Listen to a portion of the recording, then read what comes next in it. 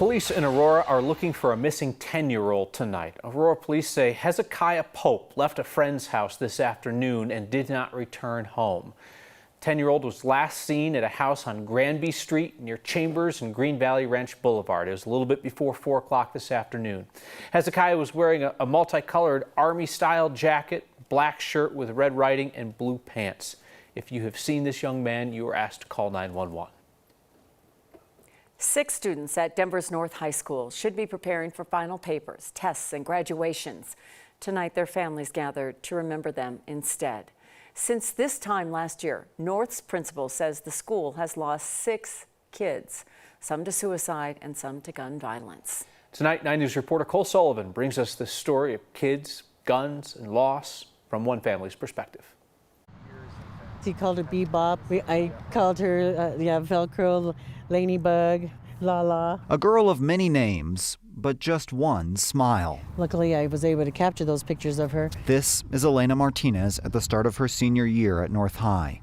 She never made it to graduation. I don't condone the fact that we were partying, while there was guns, Not like we weren't watching or anything. Her sister Selma brought Elena to a house party last fall. We just hear some commotion outside. As they prepared to leave, a drive-by shooting ripped their mom's world apart. There was 8 kids that were hurt, and Lena was the only one who died, was murdered.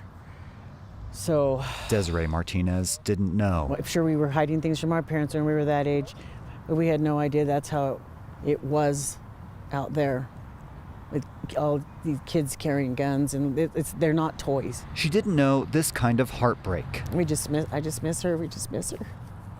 Dad Vince. I need more progress, man. I need to know something. Didn't know this kind of frustration. Getting the guns off the street, man. We got to figure out how to do that. Selma didn't know this kind of regret. I'm upset even with myself for being naive, because even though we were watching, it's just not right. But mostly, the family didn't know a missing smile could cause this kind of pain. So now we have to figure this new life out without her. It's a struggle, for sure. Elena would have turned 18 tomorrow. The Adams County Sheriff's Office says it has several people of interest in this case, but it's waiting for some evidence to come back from the lab before detectives can move forward. There is a $5,000 Crime Stoppers reward. Cole, it's just so heartbreaking to think about what's happened to that family and to know how many families in our community are in that position. How many other families? Just at North High School, 6 students in the last year. All right, Cole Sullivan, thank you. It was a classic spring day in Colorado, perfectly nice until those ominous clouds rolled on in. Some spots saw rain, others dealt with strong winds, picking up a ton of dirt and dust. It was bad enough to trigger a ground stop at DIA this afternoon. The storms are moving out of the state tonight. Danielle's tracking another mostly sunny day for the metro area with some thunderstorm action for the foothills and eastern plains. We'll check in with her in a few minutes. 911 dispatchers in Adams County are tracking emergencies by hand today after a cyber attack took down their systems. The Adams County Sheriff's Office says the malware attack happened this morning. 911 dispatchers can still take the calls, but they're tracking the incidents on paper. The Sheriff's Office says some jail computer systems went down as well. They're working with the FBI to investigate the attack.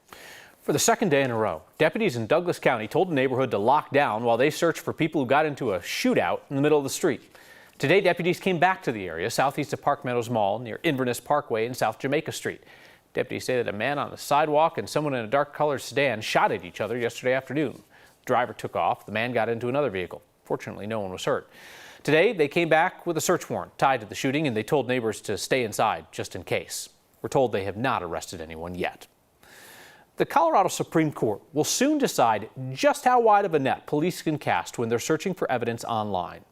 The court heard arguments today about the search tactic that was used to find the suspects in a deadly house fire. 5 members of the Joel family died in the fire at their home in Green Valley Ranch back in 2020. Police used Google to help solve the case. They went to the company and asked Google to share the names of all the people who searched for that home's address. That led them to arrest the 3 teenagers. The lawyers for one of them, Gavin Seymour, argued that that search was so broad it was unconstitutional. That's what this case boils down to. The absence of probable cause to search Mr. Seymour. I think that the technology here is novel, but the search really isn't. And this was a very narrow request for a very specific set of accounts. Previously, a judge in Denver agreed with prosecutors that the tactic was legal. The Supreme Court is expected to share its decision within the next few months. 5 people are suing the Fort Collins Police Department after the same officer arrested them wrongfully on suspicion of driving under the influence. All of their cases were dismissed. Smell a faint odor of alcohol coming from your breath. The lawsuit claims Jason Hefferman made more DUI arrests in 1 year than anyone else in the department's history, something attorneys say should have been a red flag. An internal investigation found at least 9 cases in less than a year where the people say Hefferman arrested had blood tests that came back clean. He resigned before he could be fired. The 5 people suing the department say they want an apology for the damage that extended beyond the arrests. There's the financial strain of everything. The emotional strain is much more. When I came home the morning of my friend's funeral that I was speaking at, Child Protective Services showed up to my house to do an interview with my children. And it just compounded a lot of the emotions. The level of dishonesty, corruption, and vile behavior from that officer defies words. The plaintiffs are also asking the department to pay for their lost wages while dealing with the DUI cases. They also want to see the department add training for officers. While Denver's school leaders and families figure out what kind of safety changes they want for next year, the district has to estimate how much those changes will cost. The first guess, about $9 million. 9 News reporter Jennifer Meckles is here to walk us through this potential bill. So tonight, Kyle, the district's finance team gave the school board a budget presentation for next year. Very exciting, I know. But if you're making changes, you have to pay for it. And those conversations start now. We got our first look at the safety plan on Monday. It recommends middle and high schools decide for themselves if they want armed Denver officers in their schools. It also talks about weapons detection systems and building safety audits. This plan will not be finalized until June. But how do you budget now for it? A best guess, that's what you do. Today, the budget team recommended $4 million from the general fund to pay for whatever recommendations come out of the safety plan, like campus safety officers or mental health supports. The proposal also calls for $5 million from the 2020 bond for capital needs. So if the safety plan is going to call for building improvements. I just want to be humble about this. I don't know the $9 million is the right number. It's a big number. It's the biggest investment we've ever had in safety in a single budget, but I'm not sure. We'll have to see it next month. One board member pointed out the budget today does not account for paying for Denver police officers on campus. So if the district brings them back full time, who pays? The city or the school district? There's a lot to discuss between now and June for both the safety plan, Kyle, and how to pay for it. Yeah, and for just the uncertainty on that one item, the district's proposing, well, maybe we let individual schools decide if they want those armed officers. So if the district ends up paying for it, they don't even know how many they would need. Exactly. It's kind of hard, right, to decide exactly what you're going to need now, but you have to plan for a budget now. So they're doing what they can. So there they are. Jenny Meckles, thank you. Tonight, Boulder City Council voted to remove a member from the city's police oversight panel for being too critical of police. The city hired a special counsel to look into complaints that Lisa Sweeney-Moran should not have been put on that panel in the first place due to anti-police bias. Sweeney-Moran was only on the panel for a few months. She's been critical of law enforcement in the past and supportive of alternatives to policing like co-responder programs. The special counsel recommended that she either resign or be removed because of what the special counsel called perceived or actual bias. Tonight, City Council voted 5-2 to accept the recommendation and remove her from the police oversight panel.